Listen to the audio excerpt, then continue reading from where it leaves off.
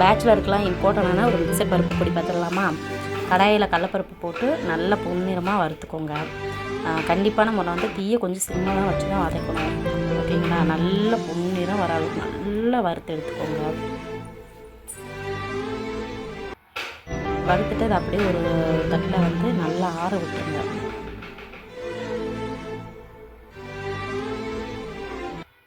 அதுக்கப்புறம் வந்து உங்கள்கிட்ட கருப்பு உளுந்து இருந்தால் கருப்பு உளுந்து சேர்த்துக்கலாம். அப்படி இல்லாட்டி வெள்ளை உளுந்து சேர்த்துக்கலாம். என்கிட்ட வந்து வெள்ளை உளுந்து தான் இருந்தது. ஸோ நான் வெள்ளை உளுந்துலேயே சேர்த்துக்கிறேன். எல்லாமே 200 கிராம். ஸோ இதுவும் நல்லா பொன்னிறமாக வர அளவுக்கு நல்லா வறுத்தெடுத்துக்கலாம். அதுக்கப்புறம் வந்து துவரம்பருப்பும் அதே 200 ml தான். ஸோ நீங்கள் அதையும் நல்லா பொன்னிறமாக வர அளவுக்கு வதக்கி எடுத்துக்கோங்க. கண்டிப்பாக வந்து தீ வந்து ரொம்ப ஸ்லோவில் வச்சு வரங்க. ஏன்னா ஈஸியாக இதெல்லாம் வந்து கருகி போயிடும். அதனால் வந்து நீங்கள் அதுக்கேற்ற மாதிரி பார்த்து வறுத்துட்டுருங்க. கையோட ஆற வச்சிட்டிங்கன்னா உங்களுக்கு வந்து முடிச்சோடனே நீங்கள் மிக்சியில் போட்டு அரைக்க கரெக்டாக இருக்கும். நெக்ஸ்ட்டு வந்து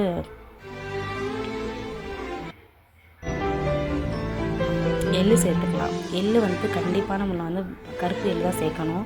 வெள்ளெள்ளு சேர்க்கக்கூடாது. டேஸ்ட் நல்லா இருக்காது. அதனால தான் சொல்கிறேன். எதுவுமே நல்லா பொரிஞ்சு வர அளவுக்கு வந்து கண்டிப்பாக வறுத்து எடுத்துக்கோங்க.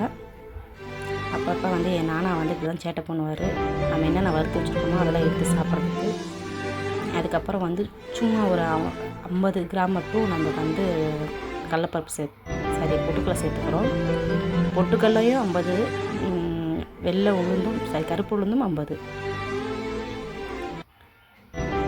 அதுக்கப்புறம் கடலப்பருப்பு இது வந்து 50, இதுவும் 50 தான். இதுவும் நல்லா வறுத்து எடுத்துக்கோங்க. அது மேலே இருக்கக்கூடிய அந்த தோல்கள் ரிமூவ் ஆகிற அளவுக்கு நல்லா வறுத்து எடுத்துக்கோங்க. வறுத்து எடுத்துகிட்டு இதை தனியாக வந்து ஒரு பாத்திரத்தில் மாற்றி வச்சுக்கோங்க. நம்ம வறுத்தெடுத்த பருப்போடு மிக்ஸ் பண்ணிடக்கூடாது. நான் மறந்துட்டு மிக்ஸ் பண்ண பார்த்தேன். அப்புறமே நான் வந்து சரி எடுத்து தனியாக வச்சுட்டேன். ஏன்னா அது தோலெல்லாம் நம்ம ரிமூவ் பண்ணிட்டு தான் போடணும். அதுக்கப்புறம் பூண்டு நிறையா சேர்த்துக்கோங்க. ஏன்னா அது கேஸ் டேபிள் அதிகமாக. ஸோ பூண்டு, வரமிளகா வந்து என் குழந்தைங்க ரொம்ப சின்ன குழந்தைனால நான் ஒரு 5-6 தான் சேர்த்துருக்கேன். உங்களுக்கு எவ்வளோ காரம் வேணுமோ அதுக்கேற்ற ஆப்ஷன்ஸ் தான். அதுக்கப்புறம் கொஞ்சம் கர்லீஸ் போட்டுக்கோங்க. முருங்கை இலை இருந்தாலும் முருங்கை இலை சேர்த்துக்கலாம். கொஞ்சம் ஆயில் விட்டு நீங்கள் ட்ரை ரோஸ்ட் பண்ணி எடுத்துக்கோங்க இதை. அதுக்கப்புறம் வந்து கொள்ளு சேர்த்துக்கோங்க. கொள்ளுமே 50 தான். ஸோ கொள்ளுமே நல்லா வறுத்து எடுத்துக்கோங்க. இவ்வளோ ஐட்டம் சாப்பிட்றதுனால நம்ம வெயிட் போடுவோம் அப்படிலாம் யோசிக்காதீங்க. நம்ம கொள்ளு சேர்க்கறதுனால நமக்கு வெயிட்லாம் போட மாட்டோம். நம்ம நார்மலாகவே ஃபிட்டாகவே இருப்போம். கண்டிப்பாக வந்து நல்லா வறுத்து பொன்னிறமாக வறுத்து எடுத்துக்கோங்க. இப்போ வந்து என் நானா வறுக்கிறாரு. இதையும் நம்ம வந்து ஆற வச்சுக்கலாம். இதெல்லாம் ஆறப்போது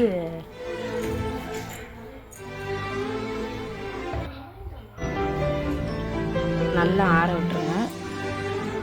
ஹீட்னஸ் கொஞ்சம் குறையட்டும். அதுக்குள்ளே வந்து நம்ம பக்கத்தில் வச்சுருக்கக்கூடிய கடையில் இருக்க தோலெல்லாம் எடுத்துடலாம். எடுத்துகிட்டு அதில் வந்து ஆட் பண்ணிக்கோங்க.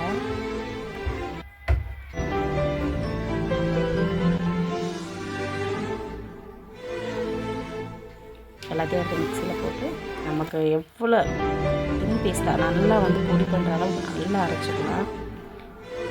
பூண்டு எனக்கு வந்து சேர்த்துமே குழந்தைங்க ரொம்ப சின்ன குழந்தைங்கனால நான் பெருங்காயமும் சேர்த்துக்கிறேன். நீங்கள் பெருங்காயம் வேணும்னு நினச்சிங்கன்னா போட்டுக்கோங்க. அப்படி இல்லைன்னா நீங்கள் பூண்டோடையே நீங்கள் ஸ்கிப் பண்ணிக்கலாம். கொஞ்சம் உப்பு சேர்த்து நல்லா பொடி பண்ணி எடுத்துக்கோங்க.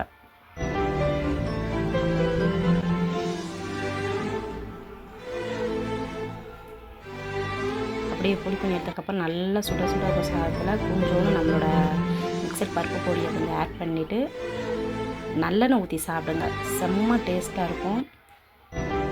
ஸோ நம்ம வந்து நல்லெண்ணெய் ஊற்றி உப்பு பார்த்துக்கோங்க. பார்த்துட்டு உப்பு போட்டு நல்லெண்ணெய் ஊற்றி நல்லா பிணைஞ்சு சாப்பிடுங்க. இது வந்து அதிகமாக வந்து நம்ம செஞ்சு வச்சுக்கிட்டோம்னா நம்ம சடனாக வந்து குழந்தைங்களுக்கு வந்து நம்மளால் வந்து ஒரு டிஃபன் உடனே ரெடி பண்ணணும்னா நம்ம இந்த பருப்பு மிக்சர் பொரியை வந்து மிக்ஸ் பண்ணி நம்ம குழந்தைங்களுக்கு வேகமாக ஸ்கூலுக்கு கிளப்பிக்கலாம். பேச்சுலர்ஸ்க்கு ரொம்ப யூஸ்ஃபுல்லான ஒரு இது.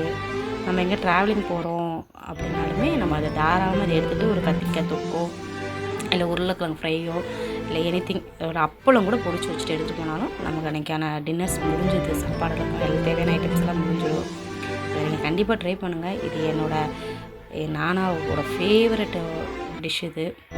சரி, நீங்களும் அதை தெரிஞ்சுக்கணுமாங்க நான் வந்து அப்லோட் பண்ணுறேன். நீங்கள் ட்ரை பண்ணிவிட்டு உங்கள் ஃபீட்பேக் சொல்லுங்கள் எனக்கு கண்டிப்பாக.